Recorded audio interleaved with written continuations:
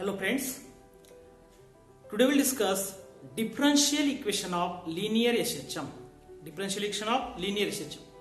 आपल्याला linear SHM चं differential equation काढायचं आहे. म्हणजे आपल्याला लिनियर SHM हे माहित आहे की ज्या SHM मध्ये ज्या सिंपल हार्मोनिक मोशन मध्ये रिस्टोरिंग फोर्स कसा असतो directly proportional to displacement and both are opposite to each other. म्हणजे आपण असं लिहू शकतो in linear SHM. Linear SHM in linear SHM restoring force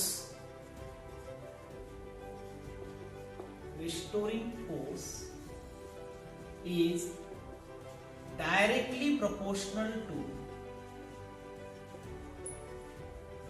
displacement.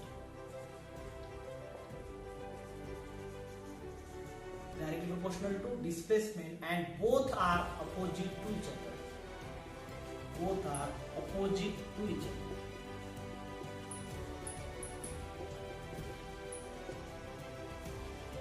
आपल्याला डिफरन्शियल इक्वेशन कशात काढायचं आहे एसएचएम चं, लिनियर एसएचएम. आणि लिनियर एसएचएम मध्ये जो रिस्टोरिंग फोर्स आहे हा कसा असतो डायरेक्टली प्रोपोर्शनल कोणाला डिस्प्लेसमेंटला and both are opposite to each other. म्हणजे आपण असं म्हणू शकतो की restoring force that is restoring force is directly proportional to displacement. दोघं जण एकमेकांना डायरेक्टली प्रोपोर्शनल आणि अपोजिट टू इच अदर आहे ते काय म्हणू शकतो आपण negative sign. Negative sign indicate that this two quantity are directly proportional to each other. Okay, restoring force जर आपण F न डिनोट केला, F is directly proportional to displacement कोणत्या अक्षराने X न, आणि इथे निगेटिव्ह साइन आपण इंडिकेट केला. म्हणजे restoring force is directly proportional to displacement. Restoring force is directly proportional to displacement. आणि याला जर आपण सॉल्व केलं तर F इज इक्वल टू काय ते minus KX. This is the equation number 1. आणि हा K काय आहे, where K is force. K is force constant. Okay, काय सांगितलं आपण की याच्यामध्ये रिस्टोरिंग फोर्स हा कसा आहे डायरेक्टली प्रोपोर्शनल टू डिस्प्लेसमेंट. आणि जर सॉल्व केलं तर F इज इक्वल टू काय ते minus KX where K is force constant. हे झालं आपलं इक्वेशन लिनियर एसएचएम. परंतु आपल्याला एक फोर्स इक्वेशन माहित आहे according to Newton second law. According to Newton second law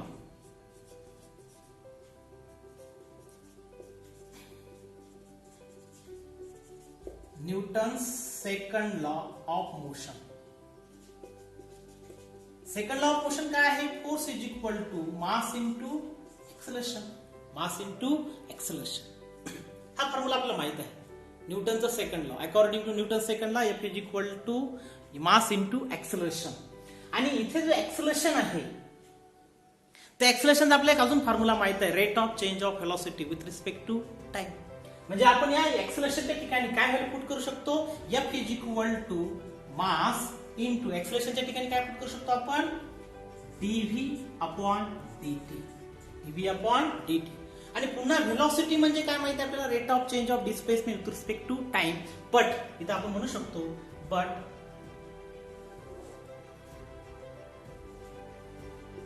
velocity is equal to dx upon dt. dx upon dt. Okay, म्हणजे पुन्हा या v ची व्हॅल्यू आपण इथं पुट केली तर काय होईल मग F is equal to mass into dv upon dt आहे. v च्या ठिकाणी व्हॅल्यू जर आपण पुट केली कोणती dx अपॉन dt तर काय होईल, therefore F is equal to mass into dt लिहू आपण. आणि व्हेलॉसिटीच्या ठिकाणी काय पुट करू शकतो आपण dx upon dt. dx upon dt. याला आपण जेव्हा सॉल्व करू काय होईल मग m d square x upon dt square. This is the equation number 2. म्हणजे आपण लिनियर एसएचएम या ठिकाणी काय पाहतो डिफरन्शियल इक्वेशन. लिनियर एसएचएम म्हटले की आपल्याला रिस्टोरिंग फोर्स हा डायरेक्टली प्रोपोर्शनल टू डिस्प्लेसमेंट आलंच पाहिजे. त्याच्यानंतर सॉल्व केलं तर F is equal to minus KX. This is equation number 1. बरोबर आहे, हे झालं लिनियर एसएचएमचं इक्वेशन. पण आपल्याला माहित आहे according to Newton second law of motion F is equal to mass into acceleration. आणि एक्सेलरेशनची किंमत काय माहिती आपल्याला, rate of change of velocity with respect to time dv upon dt. पुन्हा v ची किंमत काय माहिती आपल्याला dx अपॉन dt. आणि इथं जर पुट केली व्हॅल्यू v ची तर काय होईल मग m d square x upon dt square. आता दोन इक्वेशन आपल्याला झाले. इक्वेशन 1 मध्ये पहा F ची किंमत मायनस KX आहे इथं सेकंड इक्वेशन मध्ये f is equal to m square m d square x upon dt square आहे. या फ्रॉम इक्वेशन 1 आणि 2 वरून काय म्हणू शकतो आपण, from equation 1 and 2, from equation 1 and 2 left hand side कशी आहे दोघांची पहा, f is equal to minus kx, f is equal to m d square x upon dt square same आहे. त्याच्यामुळे राईट हँड साइड सुद्धा कशी होईल, सेम होईल. म्हणजे आपण काय लिहू शकतो, m d square x upon dt square is equal to minus kx. m d square x upon dt square is equal to minus kx. आता हा m कॉन्स्टंट आहे, आपण त्या साइडला जर घेऊन गेलो तर काय होईल, d square x upon dt square is equal to minus kx upon m, minus k upon m into x. Okay. नंतर याच इक्वेशनला आपण या साइडला जर घेऊन गेलो समजा, d square x upon dt square is equal to minus k upon m into x.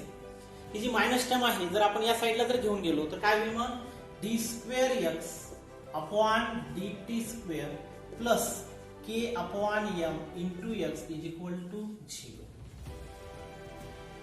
Put k upon m is equal to omega square. k upon m च्या ठिकाणी काय पुट करू शकतो आपण, ओमेगा स्क्वेअर. आता ओमेगा स्क्वेअर जर किंमत आपण ठेवली तर काय इक्वेशन तयार होईल, d square x upon dt square plus omega square x is equal to 0. आणि आपण सांगू शकतो की this is the differential equation, this is the differential equation of linear रेशनचे, डिफरन्शियल इक्वेशन ऑफ लिनियर रेशनचे.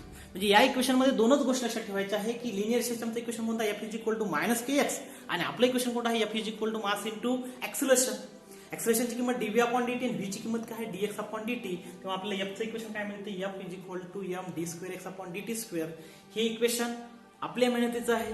आणि लिनियर सिस्टमचं इक्वेशन कोणतं आहे, f is equal to minus kx. दोघांची लेफ्ट हँड साइड सेम असल्यामुळे दोन्ही इक्वेशनला इक्वेट करायचं, आणि इक्वेट केल्यानंतर m ला आपण या साइडला घेऊन गेलो, ही मायनस वाली टर्म तयार झाली. मायनस वाल्या टर्मला आपण राईट लेफ्ट हँड साइडला घेऊन आलो आणि put k upon m is equal to omega square, आणि ओमेगा स्क्वेअर पुट केल्यानंतर आपलं इक्वेशन मिळालं d square x upon dt square plus omega square x is equal to 0. This is the differential equation of linear system, linear system.